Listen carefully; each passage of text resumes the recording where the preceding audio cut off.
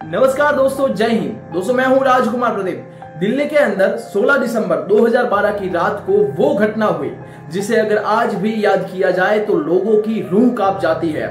एक बस के अंदर अकेली 23 साल की लड़की के साथ 6 हैवान दरिंदों ने सारी दरिंदगी की हदें पार कर दी। दोस्तों मैं बात कर रहा हूं निर्भया के बारे में।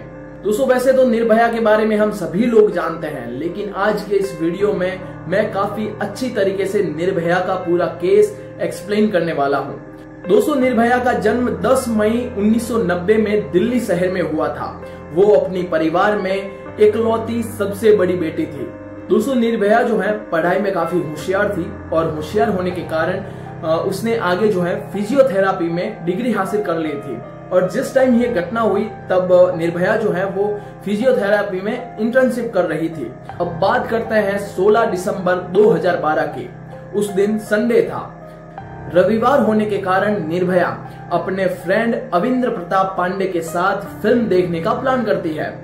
तब वो दोनों बस से पीवीआर सिलेक्ट सिटी वॉक पर जाते हैं। वहां पर उनको काफी ट्रैफिक होने के कारण उनको तलाश की टिकट नहीं मिलती। तब वो दोनों डिसाइड करते हैं कि उनको लाइफ ऑफ पाई मूवी चल रही थी वो देखनी चाहिए। फिल्म खत्म होने के बाद दोनों डिसाइड करते हैं घर जाने का। तब क्या होता है, फिल्म खत्म हो चुकी थी, काफी रात नहीं थी, फिर भी कोई रिक्शा या ऑटो वाला नहीं आ रहा था क्योंकि उस समय ठंड बहुत ही ज्यादा थी। तब दोस्तों एक रिक्शा वाला दिखाई देता है। वो उनके पास जाते हैं और उनको बताते हैं कि हमें द्वारिका जाना है, लेकिन रिक्शा वाला सिर्फ उनको मुनीर का बस स्टैंड ले जाता है। तब मुनीर का बस स्टैंड से वो डिसाइड करते हैं कि वो लोग बस या फिर ऑटो से द्वारिका चले जाएंगे। लेकिन मुनीर का बस स्टैंड काफी टाइम रुकने के बाद भी उनको कोई बस या फिर ऑटो नहीं मिलती। लेकिन थोड़े और टाइम रुकने के बाद यानी कि करीब रात के 9:30 बजे पर उनके पास एक सफेद कलर की काले कांच वाली एक बस दिखाई देती है और वो उनके पास आकर रुकती है। तब बस वाला जो कंडक्टर था वो चिल्लाकर कहता है कि कहाँ जाना है आपको। तभी निर्भया बताती है कि द्वारिका जाना है। तब बस वाले ने कहा कि हम भी द्वारिका जा रहे हैं, आप भी आ जाओ। तब निर्भया और उसका फ्रेंड जो पांडे था वो दोनों बस के अंदर जाते हैं। बस के अंदर देखते हैं तो तीन स्टाफ था, वो बस का स्टाफ था और 3 और पैसेंजर लोग बैठे थे। तो ये सब कुछ देखकर निर्भया और उसका फ्रेंड बस में बैठ जाते हैं। तब दोस्तों बस में बैठ जाने के बाद कंडक्टर उनसे पैसे मांगता है। तब दोनों जो है वो पैसे दे देते हैं। तो कंडक्टर टिकट देने से साफ साफ मना कर देता है। तब क्या होता है, पांडे और बस कंडक्टर दोनों के बीच बहस हो जाती है। लेकिन थोड़ी देर शांत रहने के बाद बस जो है वो अपने रास्ते से चल रही थी। लेकिन जैसे ही बस जो है वो द्वारिका जाने के बजाय दूसरा रूट ले लेती है, तब निर्भया का दोस्त पांडे खड़ा हो जाता है और बस कंडक्टर से प्रश्न करने लगता है कि हमारा रास्ता जो है वो ऐसे था, आपने बस को क्यों मोड़ लिया। तब दोस्तों कंडक्टर जो था वो पूरी तरीके से निर्भया का जो दोस्त था उसके साथ बदतमीजी करने लगा था और उसके साथ साथ 2 और लोग जो स्टाफ थे वो लोग भी बदतमीजी करने लगे थे। जैसे ही निर्भया का दोस्त पांडे और बस का कंडक्टर और उनका स्टाफ के साथ उनकी बहसबाजी होने के साथ साथ हाथापाई भी होने लगी थी। तब वो 3 पैसेंजर जो साइड में बैठे थे वो पैसेंजर नहीं थे, इन बस ड्राइवरों के साथी थे। तो उन्होंने भी साथ में मिलकर निर्भया का जो फ्रेंड था उनके साथ मारपीट की और दोस्तों उनके साथ हाथापाई करने लगे। और निर्भया के फ्रेंड को काफी मारने के बाद उनमें से एक लड़का, 6 लड़के थे टोटल, 6 लोग थे, 6 लोगों में से एक लड़का बस में पड़ी एक लोहे की मजबूत रॉड निकालता है और निर्भया का फ्रेंड जो था उसके सर पर दे मारता है। वैसे जैसे ही निर्भया के फ्रेंड के जो लगती है रॉड, वैसे ही वो जमीन पर गिर जाता है। दोस्तों बस में ही गिर पड़ता है और बेहोश हो जाता है। उसके बाद दोस्तों जो मैं घटना बताने जा रहा हूं वो काफी दिल दहलाने वाली घटना है। दोस्तों जो 6 लोग थे वो उसके बाद निर्भया को बालों से खींचते हुए बस की लास्ट वाली सीट पर लेके जाते हैं। दोस्तों उसके बाद क्या होना था वही हुआ। वो लोग छेड़छाड़ी निर्भया के साथ करते रहे, दरिंदगी करते रहे।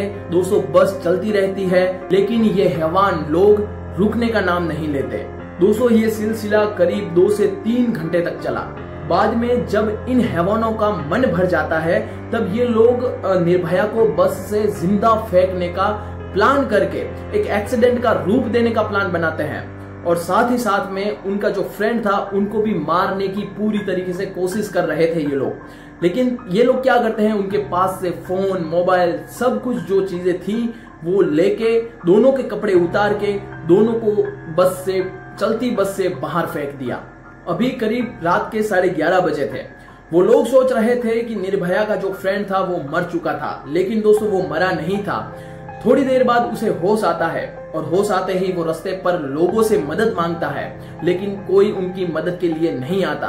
तभी दोस्तों एक अनजान व्यक्ति वहां पर दिखाई देता है। वो उन दोनों की हालत देखता है और देखते ही पुलिस को कांटेक्ट करता है। और दोस्तों एट ए टाइम पुलिस जो है वो वहां पर उसकी टीम के साथ पहुंच जाती है और दोनों को तुरंत अस्पताल में भर्ती कराया जाता है। अब दोस्तों मैं आपको बताऊं निर्भया की हालत के बारे में। दोस्तों निर्भया की कैसी हालत थी मैं आपको बताऊंगा तो आप सोच भी नहीं सकोगे वो हालत इन दरिंदों ने निर्भया की थी। दोस्तों निर्भया की आंत बाहर आ चुकी थी, निर्भया के काफी ब्लीडिंग हो रही थी, निर्भया का शरीर चूर चूर हो गया था और सबसे बड़ी बात, निर्भया के शरीर के अंदर एक बहुत बड़ी मजबूत लोहे की रॉड देखने को मिली। दोस्तों आप सोच सकते हैं इन दरिंदों ने कितनी क्रूर हत्या इन निर्भया की करी। दोस्तों निर्भया की हालत काफी गंभीर हो चुकी थी और कुछ ही समय में निर्भया के साथ हुई इस दरिंदगी की कहानी पूरे भारत में फैल चुकी थी। जैसे ही लोगों को निर्भया की दरिंदगी की कहानी पता चली, लोगों ने सरकार के विरुद्ध प्रदर्शन शुरू किया और लोग इन अपराधियों को गिरफ्तार करने की मांग करने लगे और इतना बड़ा विरोध हुआ और देखते ही देखते ये विरोध प्रदर्शन एक आंदोलन में बदल चुका था। पूरे देश भर में निर्भया के समर्थन में आंदोलन शुरू हो जाते हैं। दोस्तों लोग जो हैं देश भर में निर्भया के लिए दुआ करने लगते हैं, लेकिन अस्पताल में भर्ती निर्भया की तबीयत जो है वो दिन प्रतिदिन बिगड़ती ही जा रही थी। करीब 4 दिन में निर्भया की 5 बड़ी सर्जरियां की गई, लेकिन निर्भया की तबीयत में कोई सुधार नहीं आता। तब जाके दोस्तों निर्भया का जो खर्चा है पूरा सरकार उठाती है। तब निर्भया को सिंगापुर की माउंट एलिजाबेथ हॉस्पिटल में भेजा जाता है और वहां पर इसकी ट्रीटमेंट चालू की जाती है। लोग निर्भया के लिए जी जान से प्रदर्शन करते हैं, वहीं पर डॉक्टर जो थे वो निर्भया को बचाने के लिए तमतोड़ मेहनत करते हैं, लेकिन निर्भया की तबीयत बार बार बिगड़ती जा रही थी। और दोस्तों बात करें 19 दिसंबर, निर्भया जो है वो इस देश को हमेशा के लिए छोड़कर चली जाती है और एक तरफ ग्राउंड लेवल पर काम करती हुई दिल्ली पुलिस अपराधियों को पकड़ने में लग जाती है और रिपोर्ट के 24 घंटे के अंदर दिल्ली पुलिस सीसीटीवी के जरिए सफेद बस को पहचान लेती है और इन बस के पहचान के आधार पर उस बस का ड्राइवर, सबसे पहला अपराधी राम सिंह पकड़ा जाता है। दोस्तों राम सिंह यानी कि 6 अपराधियों में से एक राम सिंह को गिरफ्तार करने के बाद उनके आधार पर एक के बाद एक टोटल 6 आरोपियों को गिरफ्तार किया गया। गिरफ्तार किए गए अपराधियों में से 30 साल का था राम सिंह जो बस ड्राइवर था और उसका भाई था 26 साल का मुकेश सिंह और 20 साल का विनय शर्मा और 19 साल का पवन गुप्ता।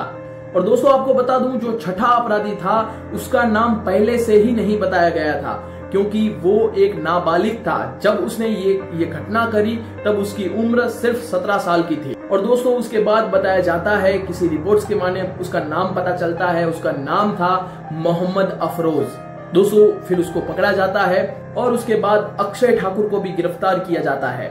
और ये जो लोग थे 6 लोग, ये कुछ समय पहले ही दोस्त बने थे और उस रात काफी शराब पीकर ये लोग बस लेकर शिकार के लिए निकले थे। इन सभी अपराधियों को गिरफ्तार करने के बाद निर्भया का जो दोस्त था पांडे, वो इन सभी अपराधियों को आइडेंटिफाई करता है और बाद में इन अपराधियों पर केस चलता है। दोस्तों केस चल ही रहा था लेकिन बीच में तब इन अपराधियों में से एक 11 मार्च 2013 की बात है, तब इन अपराधियों में से एक राम सिंह जो बस ड्राइवर था वो किसी रहस्यमय तरीके से तिहाड़ जेल में सुसाइड कर लेता है और 1 सितंबर 2013 को जो नाबालिग अपराधी था उसको 3 साल की सजा के साथ सुधार गृह भेज दिया जाता है और बाकी 4 अपराधियों पर हत्या और बलात्कार के समेत कई गंभीर धाराओं के तहत उन पर केस चलता है। और दोस्तों बात करते हैं फाइनली 13 सितंबर को फास्ट ट्रैक कोर्ट के द्वारा इन 4 अपराधियों को मौत की सजा सुनाई जाती है और ये 4 अपराधी मौत की सजा के खिलाफ दिल्ली हाईकोर्ट में अपील करते हैं, लेकिन दिल्ली हाईकोर्ट जो है वो इनकी अपील रिजेक्ट कर देती है। तब दोस्तों ये लोग जो है सुप्रीम कोर्ट में जाते हैं, लेकिन सुप्रीम कोर्ट भी इन अपराधियों की अपील रिजेक्ट कर देती है। और उसके बाद 20 मार्च 2020 को इन सभी अपराधियों को, यानी कि सभी 4 अपराधियों को सुबह 5:30 बजे फांसी दे दी जाती है। और दोस्तों आपको बता दूं, डॉक्टर्स की टीम के द्वारा 6:30 बजे इनको मृत घोषित कर दिया जाता है। निर्भया के 4 आरोपियों को फांसी की सजा सुनाई दी गई और उनमें से एक अपराधी ने खुद ही आत्महत्या कर दी थी। और दोस्तों एक अपराधी जो था वो नाबालिग होने के कारण उसको सिर्फ 3 साल की सजा सुनाई दी गई थी। और दोस्तों ऐसा बताया जाता है कि 3 साल की सजा काटने के बाद मोहम्मद अफरोज को सुधार गृह से निकालकर एक बहुत ही चुपचाप तरीके से उसको किसी नए जगह पर भेज दिया गया, 10,000 और एक सिलाई मशीन के साथ। दोस्तों क्योंकि वो नाबालिग होने के कारण सरकार को ये चीज करनी पड़ी।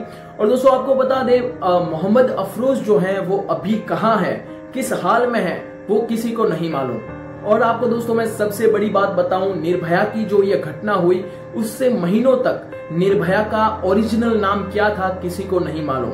तब दोस्तों निर्भया की माता पिता ने एक बड़े इंटरव्यू में बताया कि उनकी बेटी ने कोई गलत काम नहीं किया है तो उसका नाम नहीं छिपना चाहिए। तब दोस्तों निर्भया के पिता ने उनकी बेटी का असल नाम बताया। दोस्तों निर्भया का असल नाम था ज्योति सिंह। दोस्तों इसी के साथ ज्योति सिंह यानी कि निर्भया की कहानी काफी क्रूर और भयानक थी, जिसे अगर आज भी याद किया जाए तो लोगों की रूह कांप जाती है। तो दोस्तों यही इसी के साथ निर्भया की कहानी खत्म होती है। तो दोस्तों आप क्या कहना चाहते हैं निर्भया की इस क्रूर कहानी के बारे में? दोस्तों मुझे तो काफी दुख है इस कहानी का। मैं भगवान से प्रार्थना करता हूँ कि निर्भया की आत्मा को शांति मिले। दोस्तों आप भी यही प्रार्थना करना। नमस्कार, जय हिंद, भारत माता की जय।